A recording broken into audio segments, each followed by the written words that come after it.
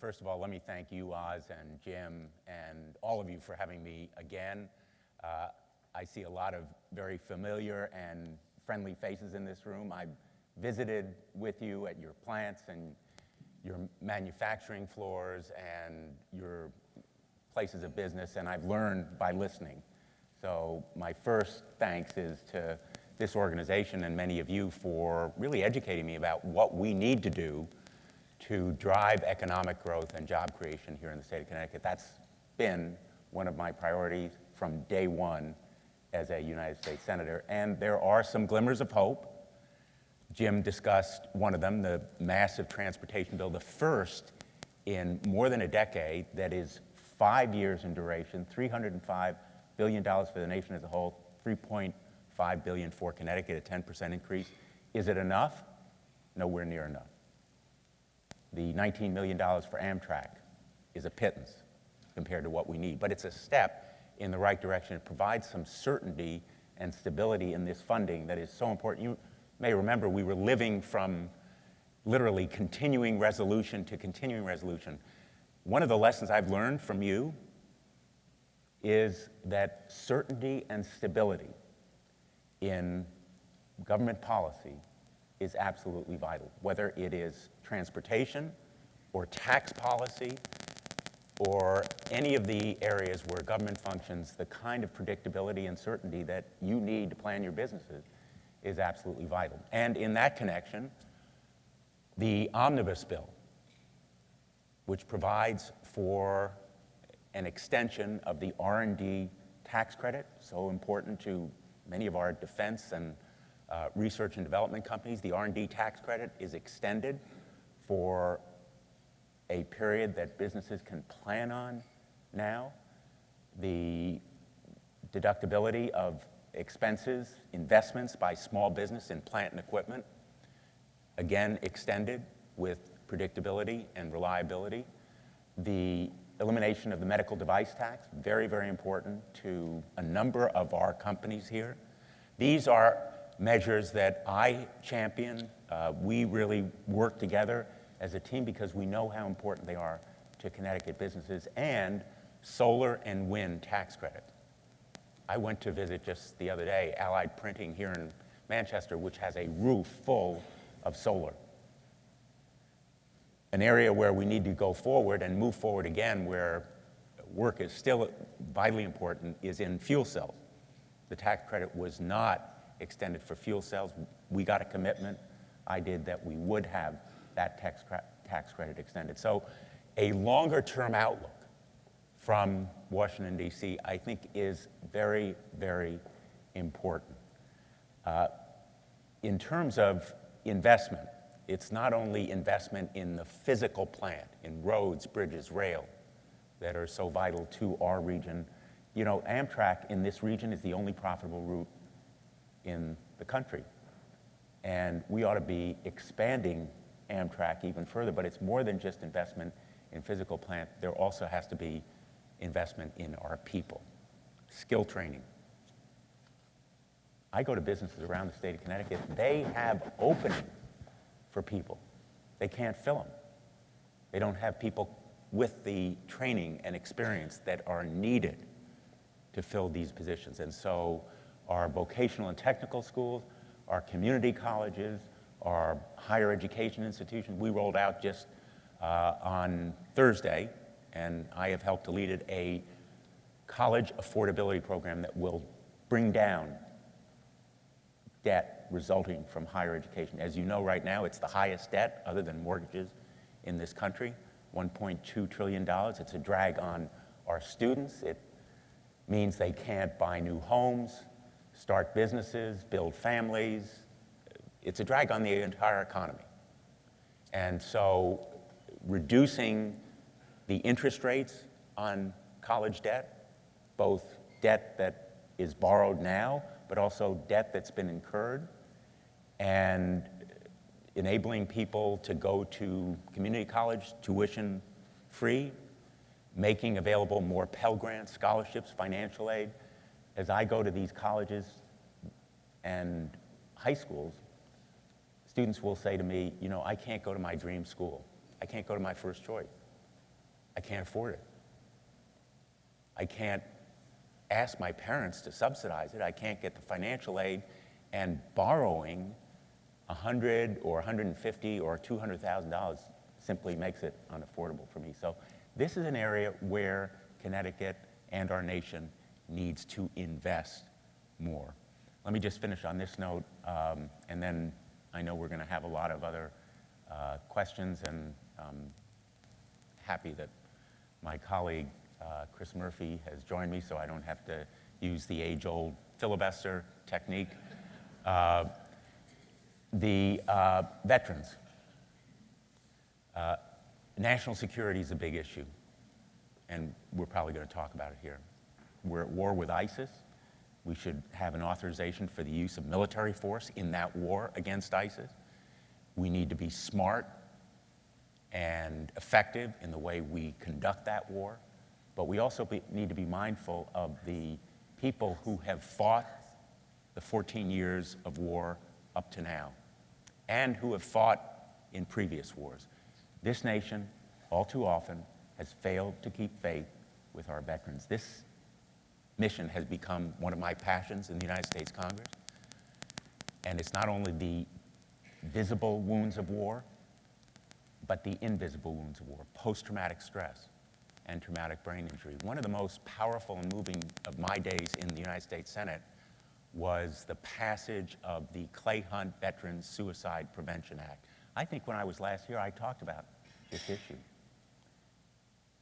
This bipartisan measure, my co-sponsor was John McCain of Arizona, was passed by the Congress to provide more mental health care, more support, community outreach, and research into post-traumatic stress, which affects not only our post-9/11 veterans, but veterans of every war. Korea, Vietnam, undiagnosed then, but still affecting them. And this measure was passed. We went to the White House, and I stood next to the president as he signed this bill, John McCain next to me, and Clay Hunt's mom next to us. Clay Hunt was a Marine who came back from Afghanistan, suffering from post-traumatic stress. The VA failed him. And now we've made a down payment, just to start, not a finish, just to start toward dealing with these invisible wounds of war. Disability claims backlog, housing for our veterans, skills, job training, jobs, opportunities. This is what we owe our veterans. And this country ought to be investing in our veterans, just as we do in spending on the wars that involve them. So I'd be happy to answer questions. Thanks again for this opportunity. Thank you, Senator. Senator Murphy, welcome. Delighted you're here. I understand you came up by dog sled from Washington, so thank you for making the effort to be here. And again, the same thing we did with Senator Blumenthal, a couple of minutes on some comments you want to make sure that the audience is aware of. And again, thank you for participating in the radio interview last week. Appreciate it. Sure. Thank you very much, Oz. Thank you to Jim Brett and the New England Council, to many friends in the audience here today. I'll be very brief because I do want to get to questions, and I frankly think that Dick covered the landscape, it sounds like, of what happened at the end of last year fairly well. It bears repeating. Connecticut has a small delegation, right? We have 5 members in the House. We have 2 members in the Senate. And we think that we punch well above our weight class in terms of the dollars that come back to Connecticut. Maybe we'll get a little bit of time to talk about some of the major grant awards that Connecticut has received. We just received a major allocation of money for coastal resiliency from the Sandy Relief Fund. We actually got a bigger award out of this new section of money than New York and New Jersey did unexpectedly. We finished first in the rankings all across the country. And I think that that's largely because Connecticut makes a really strong case, and we have great folks who are writing grants at the state and local level. But I think that's also because we are very close as a delegation, all 7 of us. We are talking constantly about how to best leverage our small numbers for the state. Dick and I made the decision to not necessarily divvy up responsibilities, but make sure that we have the broad gamut of issues covered.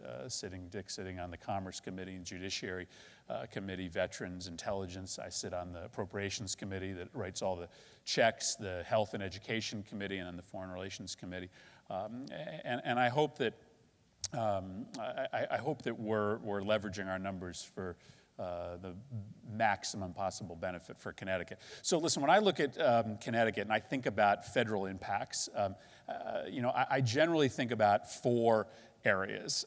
I think about the importance of federal education policy because we are a state that is going to grow jobs not based on the cost of our workforce, but on the quality of our workforce. I think about transportation. Obviously, we live and die based on our ability to move people and goods to New York and to Boston.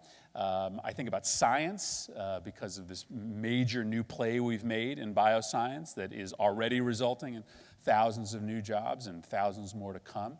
And then, of course, you think about defense because we've got a major defense footprint in this state. We have a greater share of our economy dedicated to manufacturing than the national average, substantially so, despite what people think of Connecticut as sort of a financial services oriented state. So I think Dick's covered a lot of this, but let me just hit the highlights. First, with very little fanfare, the Education Committee that I sit on repealed No Child Left Behind at the end of last year and wrote a brand new education law that learns from our mistakes over the last 10 years, that gets the federal government out of the business of dictating what makes a good school, what interventions would turn around a good school, gets the federal government out of the practice of shaming schools that haven't lived up to expectations, and really hands control once again for educational policy back to the states. Now, it doesn't remove the expectation that states will hold schools accountable, but it doesn't tell states how to do that. That's going to be critical for Connecticut because No Child Left Behind wasn't designed for our state. No Child Left Behind was really designed for Mississippi and Alabama and states that had, taken their special education population and made them spend 75% of their day with the janitor instead of actually getting an education in mainstream classrooms. This is really good news for Connecticut because now we get to do what we've always done best, which is provide a fantastic education while being mindful of the things we need to do for vulnerable populations. I think Dick talked about what's in this bill for transportation. I sit on the Transportation Subcommittee and the Appropriations Committee. I went on that committee in order to grow funding for Connecticut. Maybe the most important thing in that bill is a small, tiny provision. For the first time ever, there is an account in the Appropriations Committee, and this was my number one priority in the appropriations process, that is dedicated for the Northeast Rail Corridor. As Dick mentioned, we're the only profitable piece of the Amtrak line. We make $300 million from Boston to Washington, D.C. every year, and all $300 million of that profit goes to subsidize money-losing operations in other parts of the country.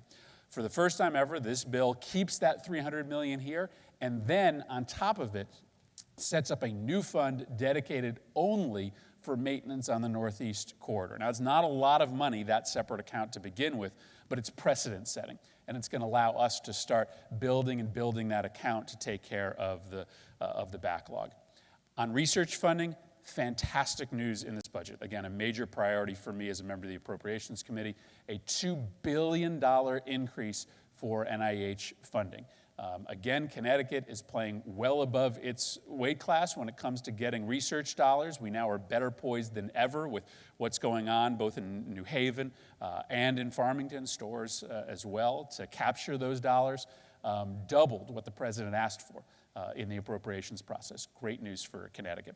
And then lastly on defense, Dick might have covered some of this, but again, as a member of the Appropriations Committee, member of the Armed Services Committee, we're really proud of the fact that not only were we able to win additional F-35 in this budget above what the president requested, that means more engines being produced by Pratt & Whitney, but we've stayed on track for 2 submarines a year at Electric Boat, the Virginia-class submarines, and we've stayed on track to make these enormous Ohio replacement-class submarines at the beginning of the next decade. That allows for EB and its suppliers to continue a dramatic ramp-up of workforce over the course of the next 5 to 10 years. That's great news, not just for southeastern Connecticut, but you've got literally hundreds of suppliers all across the state that are getting ready for that sub-ramp-up, which comes on the heels of the engine ramp-up. Huge challenges remain. I think we've gotten kind of used to declining deficits and a growing economy. You're going to see that change over the course of the next 5 to 10-year window. We're going to have a bubble in retirement costs in Medicare, Medicaid, and Social Security. So these declining deficits, where we've gotten them now down to under 3% of GDP, which is what most economists will recommend, aren't going to be the reality anymore. So fiscal discipline is going to be more important than ever as we sort of look at this bulging this bulge of retirement costs coming into the federal government. I know we'll get the chance to talk about foreign relations, so I won't cover that for now, but we've got some major challenges ahead of us, despite the good news coming out of the fight against ISIS in the region. We've got to remain vigilant, and we may be having that debate on authorization of military force that Senator Blumenthal referenced. So with that, Oz, again, thanks for having me here. Look forward to the discussion. Pleasure, Senator. Thank you very much. Thank you.